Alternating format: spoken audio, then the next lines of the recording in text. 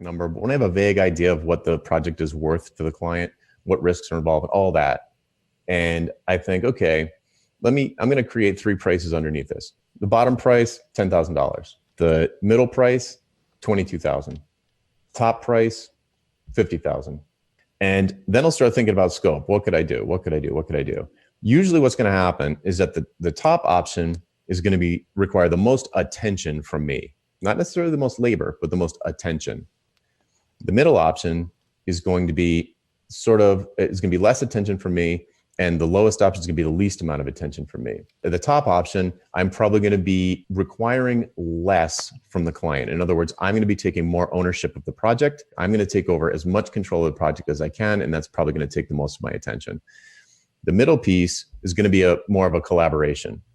And then the lowest option would be the total DIY option, where perhaps I come in, diagnose the situation, prescribe a course of action, and I give them a roadmap or a report. As you go up, you're increasing the likelihood that the project will be a success in taking on more ownership, and it's taking up more of your attention, but not necessarily more labor. You could easily outsource the labor piece.